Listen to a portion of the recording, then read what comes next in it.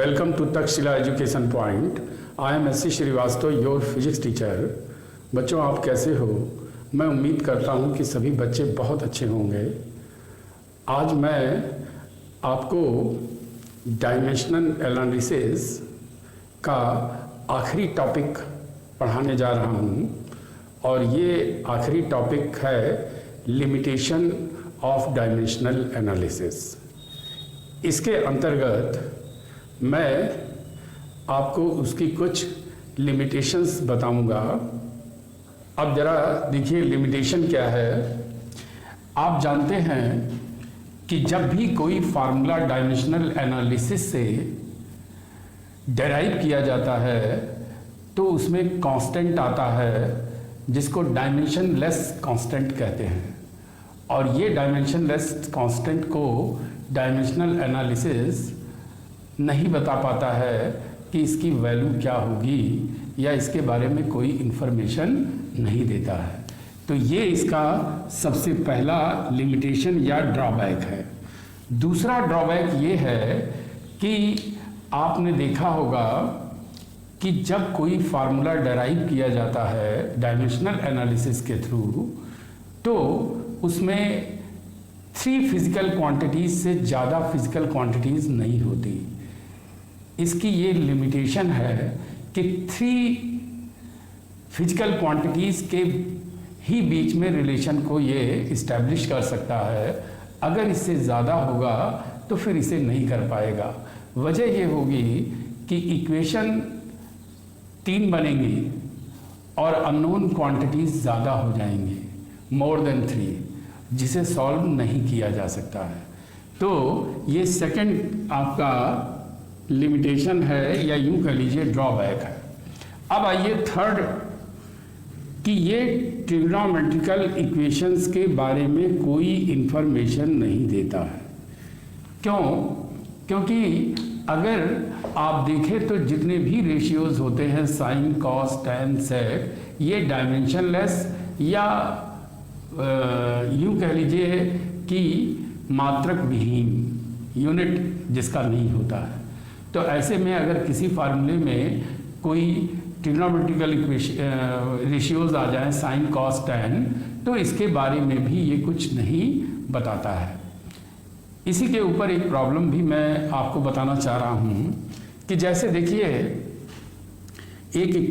एक प्रॉब्लम ये दी हो कि equation of SHM is given by y is equal to a sin bt plus c where y is displacement and t is time.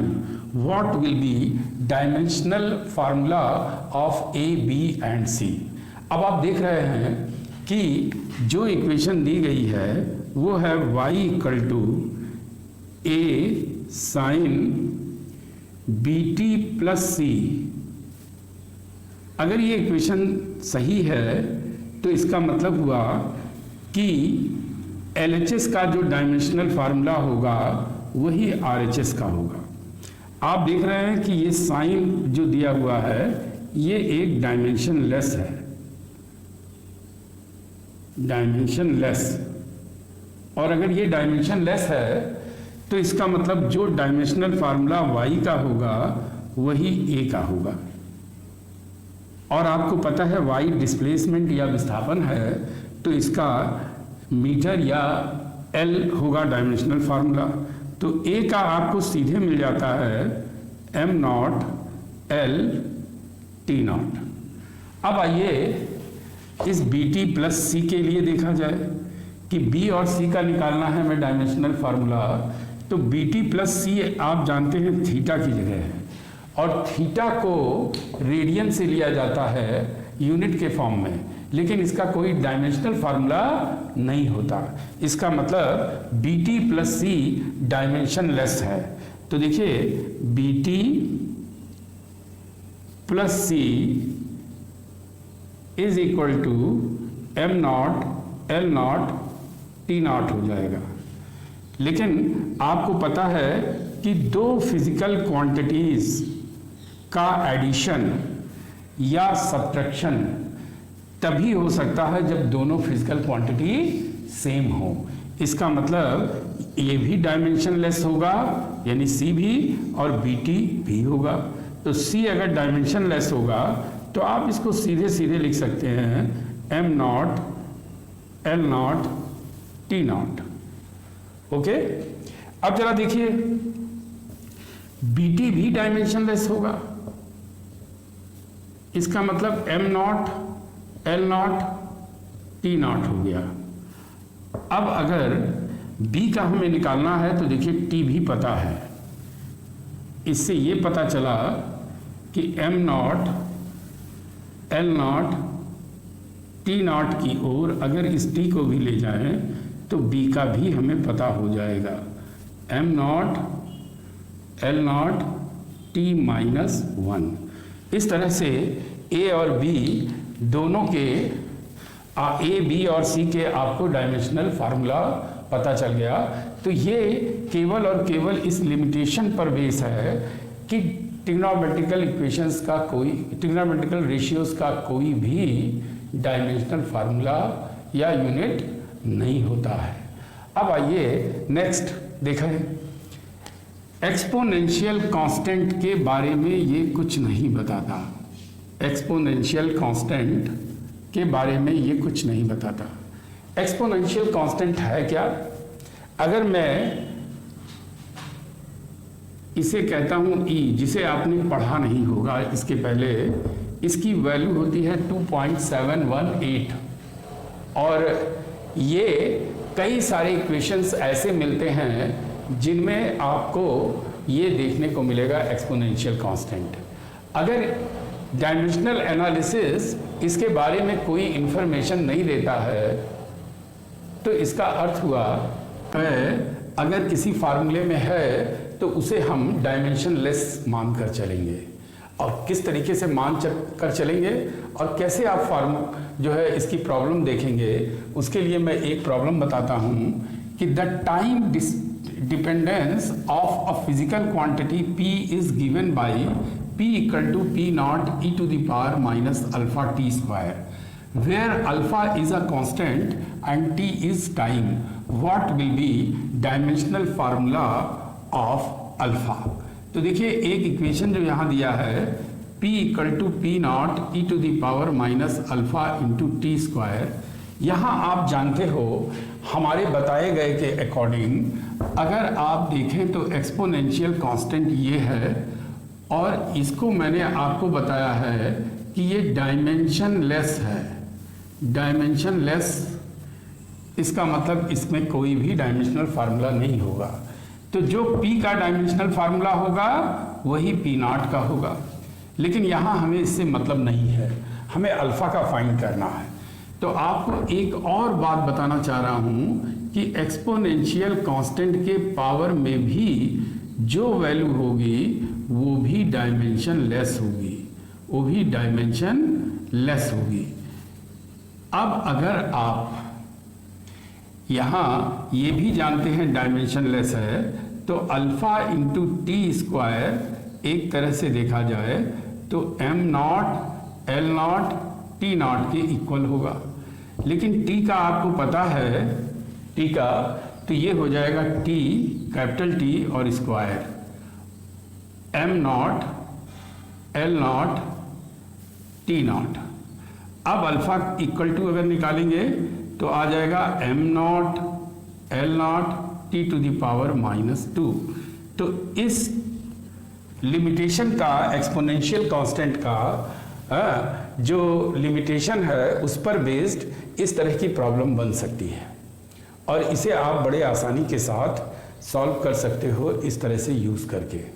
इसी पर based एक problem और है जो IIT JEE में भी आ चुका है, उस प्रॉब्लम के बारे में आपको बताना चाह रहे हैं।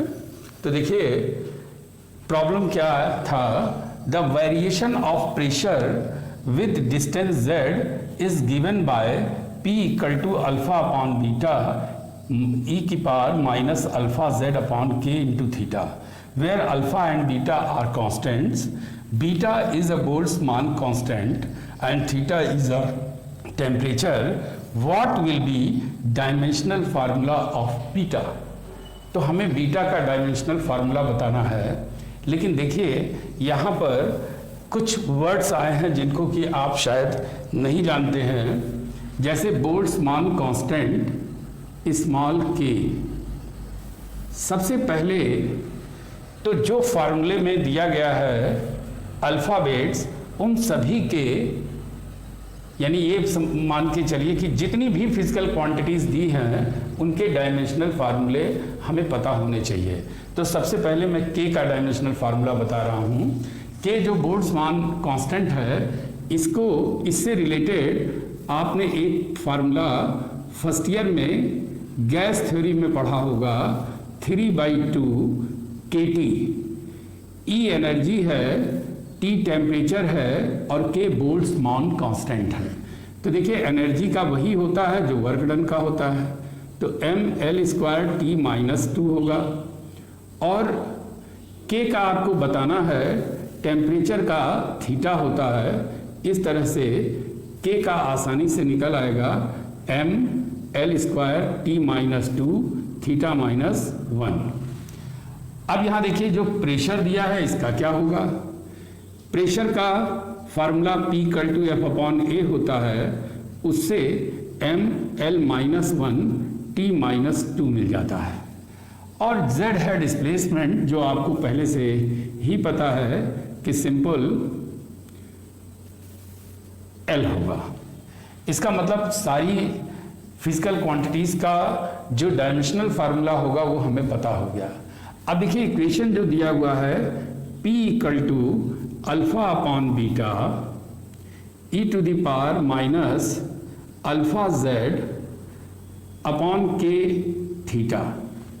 इसमें मैंने आपको क्या बताया था कि एक्सपोनेंशियल कांस्टेंट का कोई डायमेंशनल फार्मूला नहीं होता। इसका मतलब डायमेंशन लेस हो जाएगा ये। फिर मैंने ये बताया था कि जो पावर है वो भी डायमेंशन लेस होगी, यानी इसको भी आप उसी तरह से लेंगे, लेस होगी। और आपको पता है कि ये इक्वेशन है, इसका मतलब LHS का जो डायमेंशनल फार्मूला होगा वही RHS का होगा। इससे ये पता चलता है जो P का डायमेंशनल फार्मूला होगा वही α/β का भी होगा। क्यों? क्योंकि एक्सपोनेंशियल कांस्टेंट डायमेंशन लेस है। क्लियर हुआ ना कि ये डायमेंशन लेस है, तो ये इक्वेशन होने के नाते LHS का जो डायमेंशनल फार्मूला होगा वो RHS के इक्वल होगा। अब देखिए इसी कॉन्सेप्ट को कैसे यूज करते हैं। ये पूरा डायमेंशन लेस है। यहाँ पर मैं माइनस साइन इसलिए नहीं ले रहा हूँ कि इसका कोई मीनिंग नहीं है। तो देखिए इस पूरे के लिए डायमेंशन लेस है, m0 L0 T0 हो जाएगा। अल्फा आपको फाइंड करना है, z का L होता है और k का भी अभी हमने बताया mL² T-2 थीटा -1 और इसका टेम्परेचर का थीटा भी होता है, इसलिए ये हो जाएगा। इस तरह से ये m0 L0 T0 के इक्वल हो गया। अब यहाँ पर ये देखिए कि इससे ये तो कैंसिल हो रहा है। अगर इसे हम भेज दें इधर तो अल्फा = या अल्फा का जो डायमेंशनल फार्मूला है वो बहुत इजी वे में पता चल गया, mL T-2, इसलिए कि थीटा -1 और थीटा ये कैंसिल हो जाएगा तो अल्फा ये आ जाएगा। अब लास्ट बात क्या है कि अगर अल्फा का हमें पता है तो ये भी पता है कि जो P का डायमेंशनल फार्मूला होगा, यानी dimensional formula of P = dimensional formula of α/β। तो P का अभी आपको पता था, मैंने निकाला mL-1 T-2 और अल्फा का भी आपको पता हो गया है mL T-2। बीटा का पता करना है तो देखिए बीटा = क्या हो जाएगा,